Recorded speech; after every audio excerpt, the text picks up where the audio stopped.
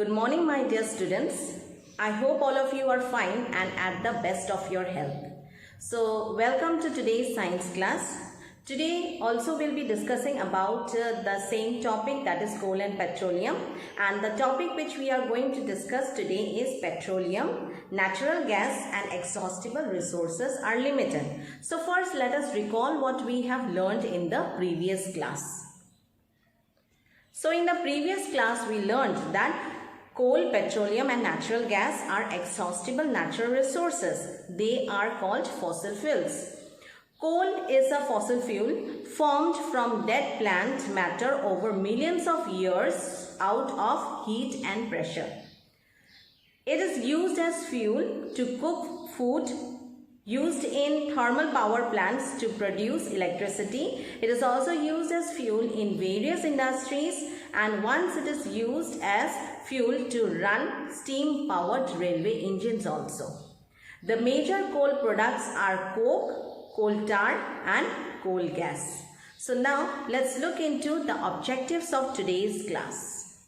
So the objectives of today's class is to study the formation of petroleum. So after today's class you will be understanding how the petroleum has been formed. You'll be able to define the refining of petroleum. You'll understand the constituents of petroleum and their uses. You'll also be able to understand the importance of natural gas and also why should we use fossil fuel economically. Children, in the previous class we discussed about coal, how is it formed and the useful products produced from coal. Today we are going to discuss about how the useful products are obtained from coal, what is the process called. We'll also be discussing about petroleum, how it is formed and the useful products produced from petroleum. We'll also be discussing about natural gas and how the exhaustible natural resources can be used economically. So let us begin our class. In the previous class I already discussed about the various useful products which is obtained from coal. Now, how are these products obtained from coal? So, these products are obtained from coal by a process called destructive distillation. Yes, what is the name of the process? The process is called destructive distillation, and it is the process in which coal is heated at a very high temperature in the absence of air to obtain the various products. Now let us understand the process of destructive distillation with the help of a flow chart. Various useful products are obtained from coal by the process of destructive distillation. When coal is heated strongly in the absence of oxygen, it produces solid residue coke and hot vapor. When the hot vapor is cooled and bubbled through water, it produces insoluble gas called coal gas and condensed liquid. The condensed liquid, when allowed to stand, forms two layers. The upper layer is liquor ammonia and the lower layer is coal tar. So in this way, many useful products are obtained from coal by destructive distillation. So now you know how the useful products are obtained from coal. It is obtained by a process called destructive distillation. Now let's move ahead to the next topic of today's class, that is petroleum. We'll be discussing about petroleum under three headings, that is how petroleum is formed, what is refining of petroleum, why refining of petroleum is needed, and the useful products obtained from petroleum, and also we'll be discussing about the uses of the useful products that is obtained from petroleum. Fine. So now first let us discuss how is it formed. Petroleum is also a fossil fuel and it is obtained from the remains of living organisms. Let us understand in detail about the formation of petroleum with the help of this diagram. Around 300 to 400 millions of years ago, petroleum was formed from organisms living in the sea. As these organisms died, their bodies settled at the bottom of the sea and got covered with layers of sand, clay, and silt. Over millions of years, absence of air, high temperature, and pressure transformed the dead organisms into petroleum and natural gas. And today we drill down through the layers of sand, silt, and rock to reach the oil and gas deposits. And this is how, children, petroleum was formed millions of years ago. Children, this figure shows the deposits of petroleum and natural gas. You can see that the layer containing petroleum, oil, and gas is above that of water. Do you know why this is so? Because oil and gas are lighter than water and do not mix with it. The world's first oil was drilled in Pennsylvania, USA in 1859. 8 years later, in 1867, oil was struck at Makom in our own state, Assam. So children, I hope that all of you have understood how petroleum is formed. It is formed similarly as coal is formed due to high pressure and temperature exerted on the remains of living organisms. Now let's understand why refining of petroleum is needed. Why can't we use petroleum as it is? So refining of petroleum is needed because petroleum is a mixture of various constituents like petroleum gas, petrol, diesel, lubricating, oil, paraffin wax, etc. So it is a mixture of different constituents and it gives an unpleasant odor. It is dark, oily liquid. So since it's a mixture of various constituents, so the refining process is needed. And the process by which the constituents are separated like petroleum, petrol, diesel, lubricating oil are separated from the petroleum is called refining of petroleum. Now, what are the useful products obtained from petroleum? So, there are many useful products which are obtained from petroleum and it is used for various purposes. Now let's understand about the useful products obtained from petroleum with the help of this diagram. This is a table that shows the various constituents of petroleum and their uses.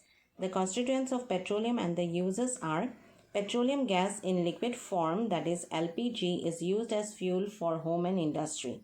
Petrol is used as motor fuel, aviation fuel, solvent for dry cleaning. Kerosene is used as fuel for stoves, lamps, and for jet aircrafts. Diesel is used as fuel for heavy motor vehicles and electric generators. Lubricating oil is used for lubrication of parts of machines. Paraffin wax is used to manufacture products like ointment, candles, Vaseline, and bitumen is used to manufacture products like paints and for road surfacing. In India, oil is found in Assam, Gujarat, Mumbai High and in the river basin of Godavari and Krishna.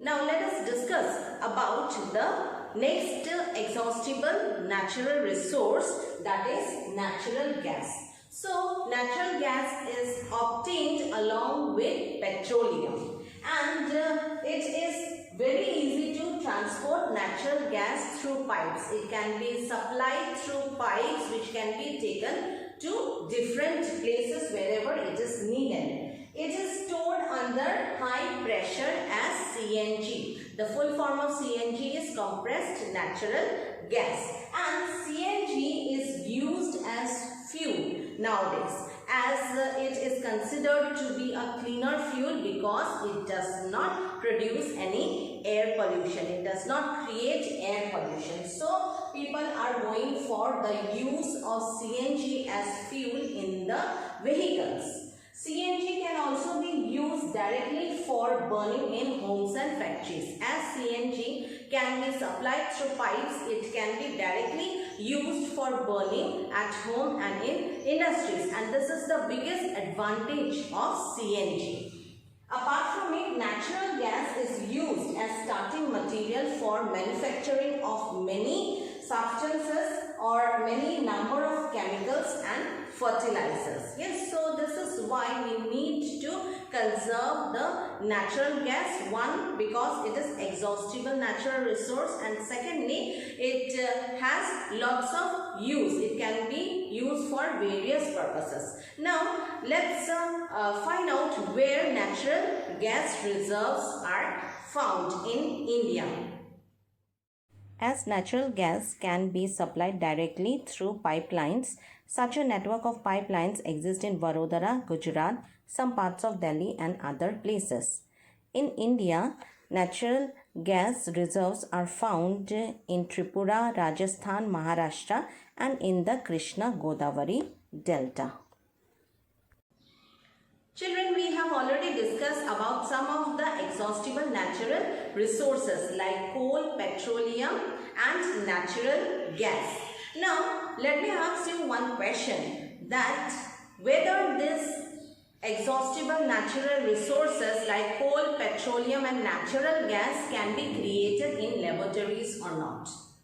The answer is that it is not possible to create these fossil fuels in laboratories because the conditions required for the creation of these fossil fuels is not possible in the laboratories, and also it takes a long time, thousands of years to be formed, and it's a slow process. So it becomes very important that we conserve these fossil fuels. So the next topic which we are going to discuss is that some natural resources are limited. Yes, and under this we will be discussing about the consequences of burning fossil fuels, then why we should use fuel economically and the tips to save fuel while driving. Fine. So what is the consequence of burning fossil fuels? All of you know that burning of fossil fuels causes air pollution because it releases lots of toxic gases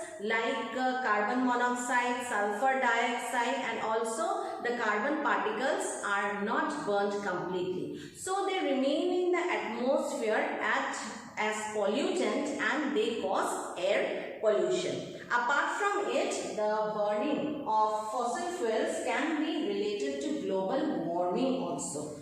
Since burning of fossil fuels produces large amount of carbon dioxide, the carbon dioxide will increase the global temperature of the earth and cause global warming. So, these two problems are related to the burning of fossil fuels.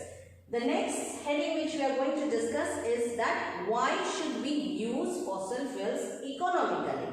First thing is that the fossil fuels are available on earth in limited quantity.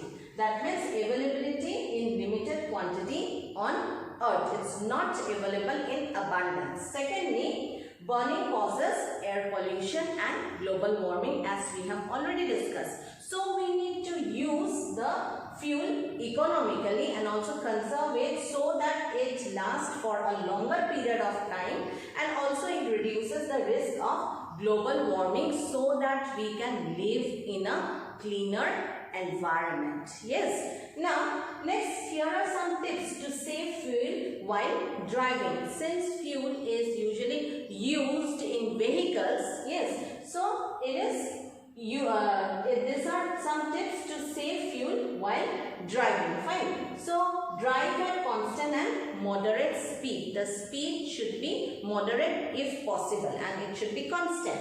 Apart from it, the tire pressure, the pressure in the tire should be maintained at correct level.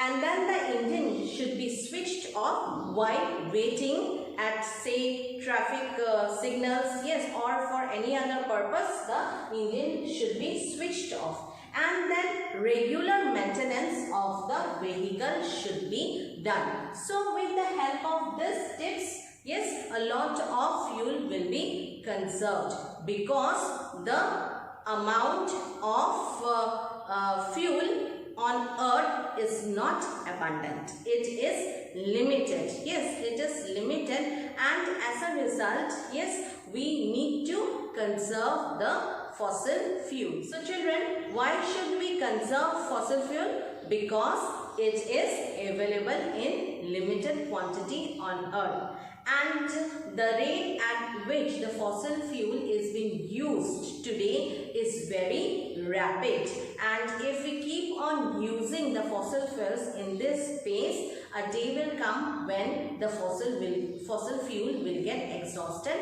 from earth. Yes, so this is all about the chapter coal and petroleum. We have discussed about the natural and man-made resources, and then about the exhaustible natural and inexhaustible natural resources. We also discussed about some natural exhaustible resources like coal, petroleum and natural gas, and also we discussed why we need to conserve the fuel. So this is all for today's class. Now let us summarize what we have learned. So in today's class we have learned that petroleum is a mixture of many things such as petrol, diesel, petroleum gas, paraffin wax, lubricating oil, etc. Refining of petroleum is the process by which different constituents of petroleum are separated. And since petroleum is a mixture of many constituents, so it's important to separate the constituent. Natural gas is a fossil fuel found naturally as a hydrocarbon gas mixture in the oil wells. Its main component is methane. We should use this fossil fuels economically to make sure that we can use them for a longer period of time. The risk of global warming gets reduced and we can live in a cleaner environment. So this is all for today's class. Thank you and have a great day.